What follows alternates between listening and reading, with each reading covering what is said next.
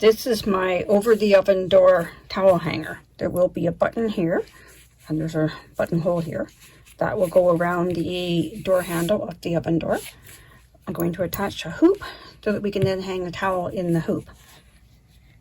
So I thought I would video this as we figure it out in case my written instructions are not very clear. So I've done an icord edging up both sides. Now I'm going to do an icord bind off while wrapping it around the hoop at the same time. An icord bind off is done by knitting the first 2 stitches and then knitting the next 2 stitches together through the back loop, and then slipping those 3 stitches all back onto the left hand needle to repeat it all again until we've got them all bound off.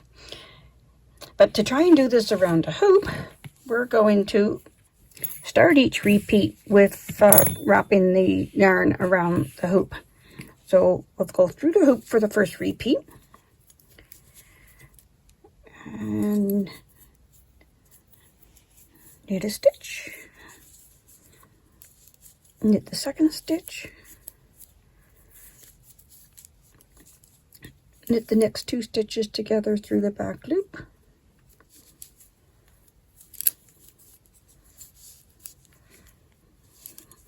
put those 3 stitches back onto the left hand needle,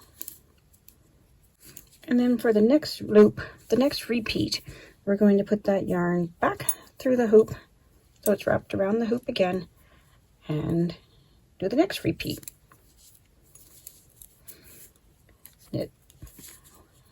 Knit 2 stitches,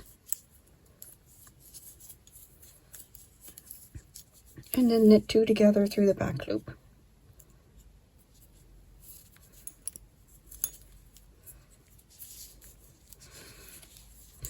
And put those remaining 3 stitches back on the left needle. Bring the yarn back around the hoop for the next repeat. So that'll be coming in the hoop for 1 repeat, pulling it back out of the hoop for the next repeat all the way across, until we have 4 stitches left on the needle. And then those remaining 4 stitches will be coming icord the rest of the way around the hoop.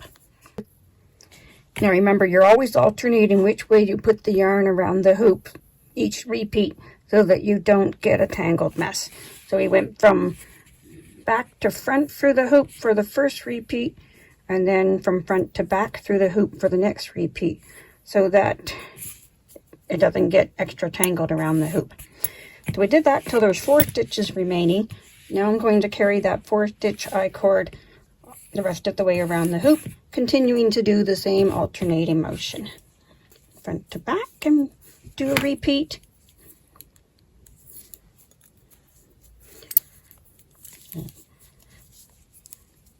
I originally tried this with just a 3-stitch icord, but I found it didn't really look the best. I think this 4-stitch icord will look better. It fits around the loop better. And now I don't have to transfer them. I have a double pointed needle. I can just slide them to the other end. Remember to wrap the yarn around the loop again and do the next row.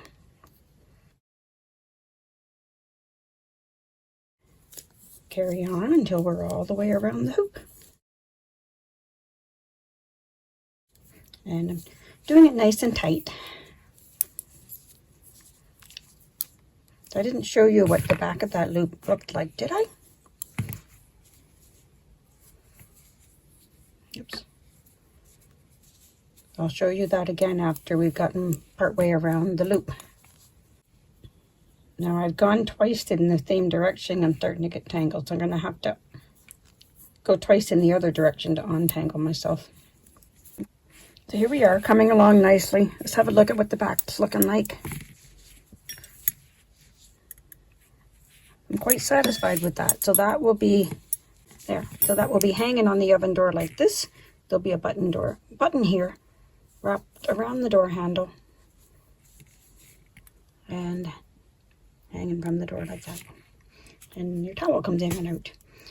Now I know I just put my towel on the oven door, but some oven doors are a little tight. So you just need to squish this through once and there it is.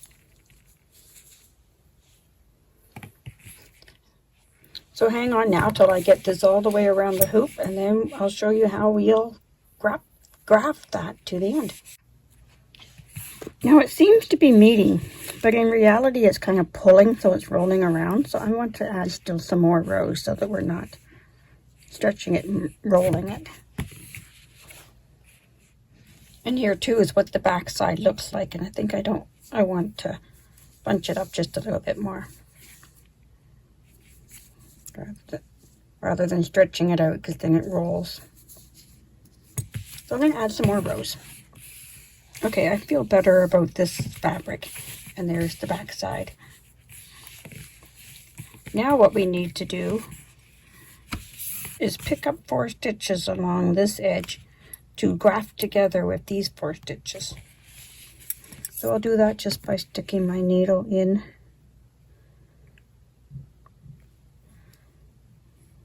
and making sure I get the entire full stitch, not just a few threads of it, because with cotton yarn it tends to split. Making sure I'm getting the same leg all the way up. So play around with which stitches you're picking up till you think it's lining up straight and nice to continue that loop. Now, parallel the needles, the yarn's coming off the back. And to graft, you need 3 to 4 times as much thread yarn as the length of your piece. Plus, we're going to need a fair amount of tail to weave in at the end. So I'm going to do a good nice 10 inches. Maybe a little more just to be safe. We'll say 12 inches. The yarn is coming off the back stitches and making sure it's not twisted. We're going to line our 2 needles up parallel. Setup is to go purlwise through the first stitch on the front needle, knitwise through the first stitch on the back needle, and that's just a one-time thing to set it up. And now to take off the first stitch, we go knitwise and slide it off, and then staying on that front needle, go purlwise and leave it on, and then back to the back needle, purlwise and slide it off, staying on the back needle, going knitwise and leaving it on. And that's 1 stitch grafted off. Now we repeat knitwise, take it off, whoops, purlwise, leave it on, back to the back, purlwise, take it off, knitwise, leave it on. On the front needles we go knitwise and take it off, and purlwise and leave it on. And on the back needle it's purlwise to take the stitch off, knitwise to leave it on. And then the final step is knitwise through the front and take it off, purlwise through, oops, get out of there, purlwise through the back needle and take it off.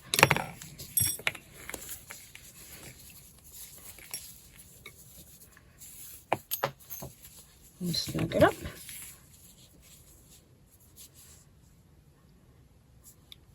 And then we got to weave that tail in through the back.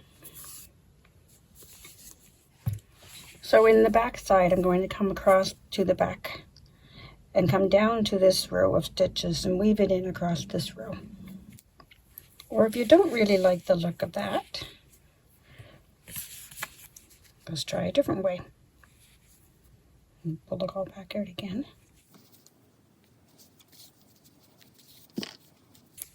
I will duplicate stitch across these 2 rows, following the trail of a row of stitches. So to duplicate stitch, we're going to follow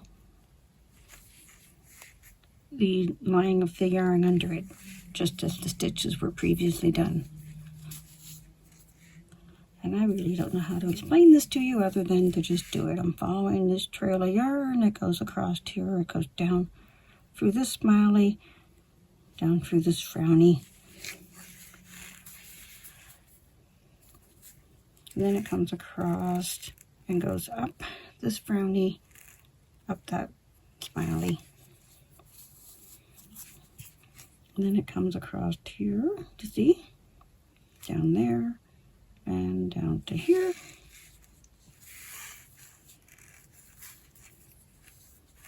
And this is how I do most of my weaving in. Makes that thread nearly invisible. So I'll continue that all the way across. And then if I still have yarn tail left, I'll cut it. All right, I'm going to cut it there because my needle fell off anyway. That's woven yarn enough to stay secure. And you can't see it because I followed the trail of the stitches beneath.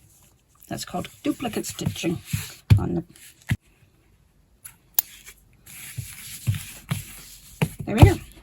Now I need to sew a button on here. I need to weave this tail in on the back side here as I did before.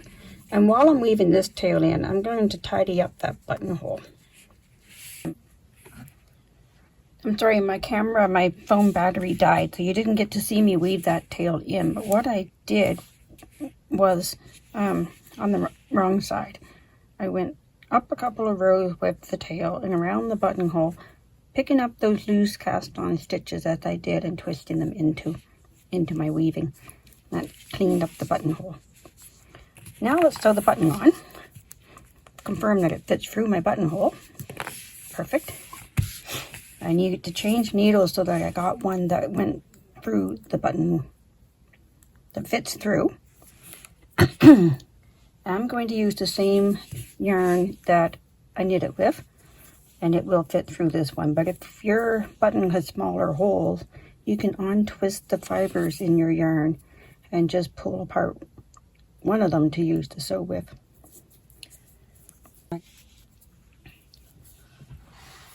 So confirm that you're sewing it onto the right side of the fabric. Think about how it's going to hang on the stove. I'm going to sew it here. And I come up one hole, not pulling it all the way through. I'm holding it with my fingers in the back side. Come down another hole, making sure I'm staying centered. And then on the back side, I'm going to knot those two tails to hold it in place.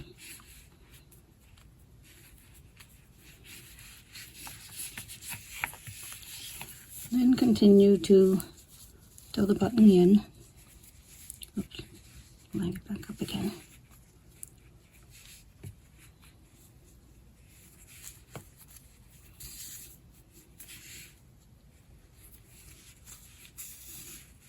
And I'll probably go over that twice, follow that same path twice.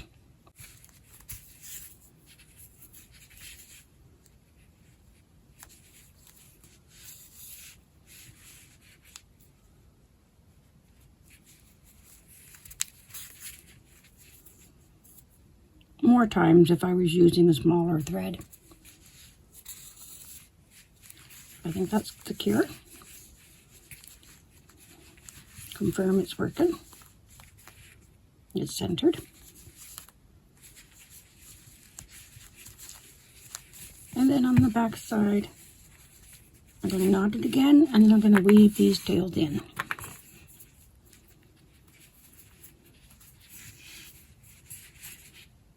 I'll weave this one off in this direction and that one off in that direction.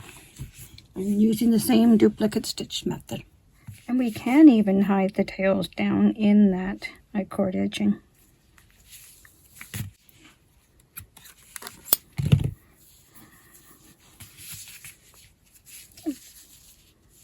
And then the other one.